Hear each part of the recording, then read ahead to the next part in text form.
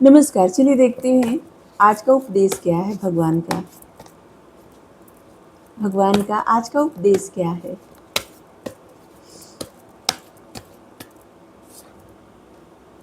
Sacrifice seeing God. Sacrifice मतलब त्याग करना। यहाँ पे त्याग करना मतलब किसी वस्तु का त्याग करने के लिए नहीं है। यहाँ पे जो गीता में त्याग करने के लिए कहा गया है वो त्याग है अपने अहंकार का त्याग करना, आसक्ति का त्याग करना, भय का त्याग करना, डाउट, भय, क्रोध, इन सब चीजों का त्याग करना, अहंकार का त्याग करना और फल की इच्छा का भी त्याग करना। श्री कृष्ण भगवान जी कहते भी हैं कर्म करो लेकिन उसके परिणाम की अत्यधिक चिंता मत करो, अत्यधिक परिणाम से मत बंधो। जो त्याग प्रेम ज्ञान और धर्म के लिए किया जाता है वही सच्चा त्याग है। कुछ भी त्याग करना, अगर प्रेम के लिए त्याग किया जाए, धर्म के लिए त्याग किया जाए और दूसरों की भलाई के लिए त्याग किया जाए, वही सच्चा त्याग है। और श्री कृष्ण भगवान जी त्याग करके बताते भी हैं किस तरह से उन्होंने त्याग किया है। उनसे ज्यादा त्याग करने वाला है कौन।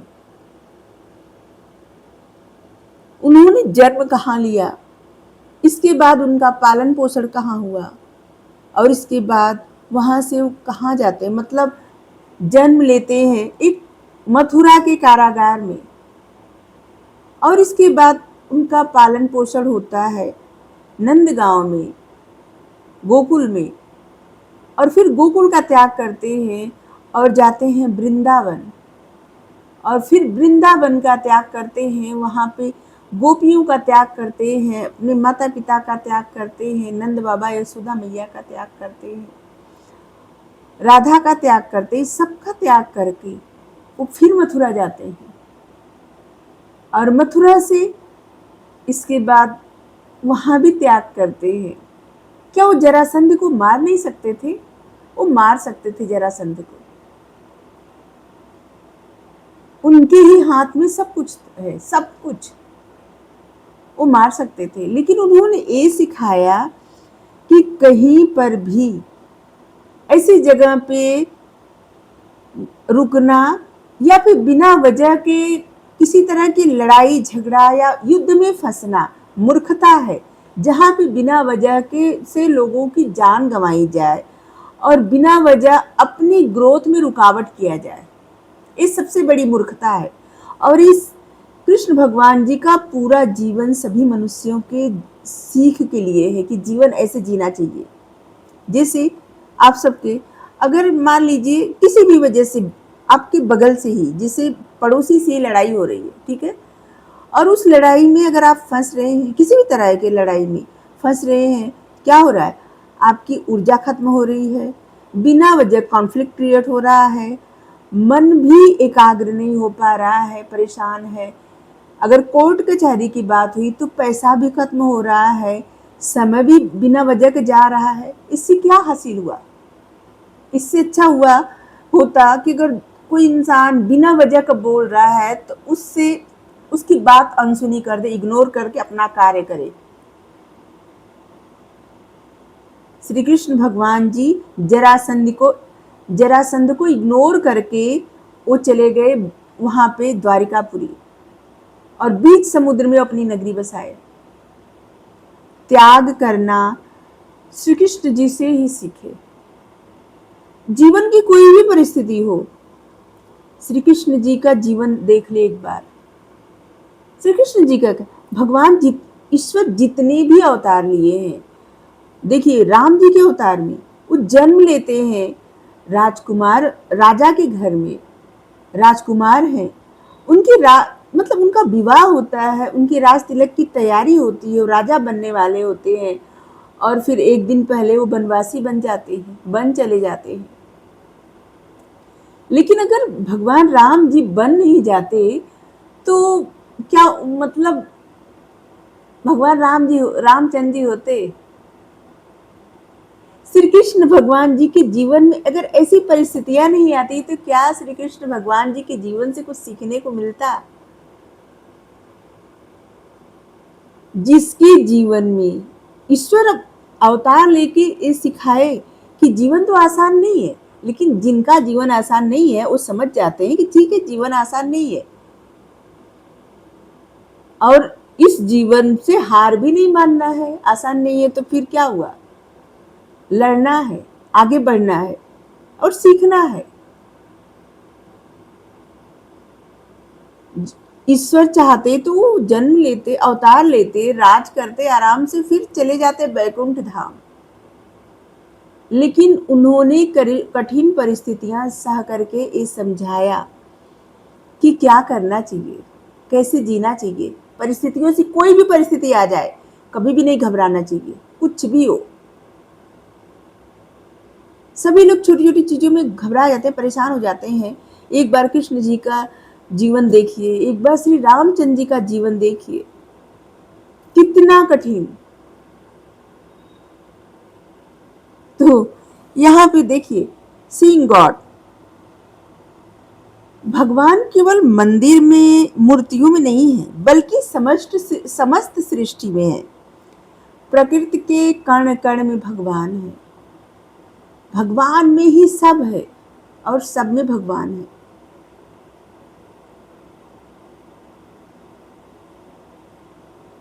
जिस तरह से मिट्टी का बर्तन रहता है ना, मिट्टी से कितना कुछ बनता है। मिट्टी से घर भी बनता है, मिट्टी से बर्तन भी बनता है, मिट्टी से घड़ा, मिट्टी से कितनी सारी चीजें बनती हैं। लेकिन सबका स्रोत क्या रहता है? मिट्टी, सोर्स मिट्टी ही रहता है। उसी तरह से सभी का सोर्स, स्रोत कौन है? भगवान है। सभी आत्मा का स्रोत परमात्मा है। समस्त सृष्टि में विद्यमान है परमात्मा। जब दृष्टि शुद्ध होती है तब हर जीव, हर परिस्थिति और हर अनुभव ईश्वर की उपस्थिति दिखाई देने लगती है। यही एकता है। ये जितने मनुष्य हैं ना, जितने मनुष्य हैं, जीव तो छोड़िए, जीव तो अनंत जीव है, वो सब में परमात्मा है। लेकिन अभी मनुष्य जो लोग बंट जाते हैं कि हमें इस जाति के हैं, हम इस धर्म के हैं, हम ये हैं वो हैं, परमात्मा एक ही है और आप सब में वही विद्यमान है। कोई अलग कहीं नहीं है, कोई भी अलग नहीं है, अलग है ही नहीं। मनुष्य ही मनुष्य को बांटे हैं और मनुष्य ही परमात्मा को भी बांटे हैं। परमात्मा किसी को नहीं बांटे हैं। उनके लिए तो सभी एक बराबर, वो निष्पक्ष हैं, न्यूट्रल,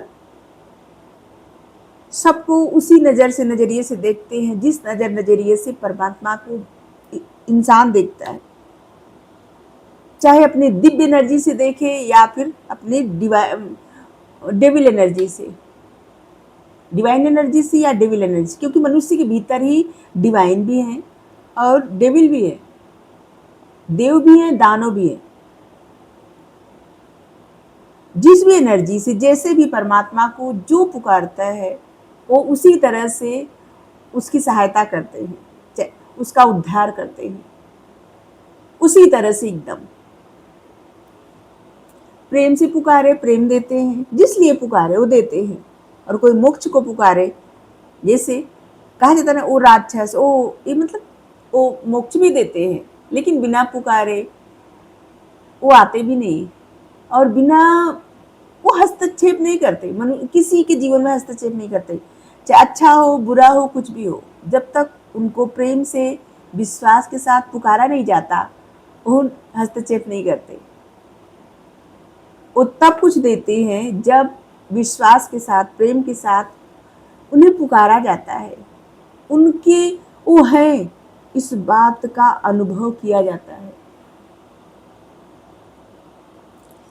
जब दृष्टि शुद्ध होती है तब हर जीव, हर परिस्थिति, हर अनुभव में इस ईश्वर की उपस्थिति दिखाई देती है। एकता, करुणा और प्रेम ही चेतना है। जो लोग समझते हैं ना सभी एक है, जो लोग समझते हैं, जिन लोगों के भीतर करुणा है, दया है, किसी को भी नुकसान नहीं पहुंचा सकते, एक चींटी को भी नुकसान नहीं पहुंचा सकते, जिनके भीतर अथाह प्रेम है सभी के लिए, वही शुद्ध चेतना को, वही शुद्ध चेतना है। आपके भीतर के दया, करुणा, एकता और प्रेम ही तो शुद्ध चेतना है।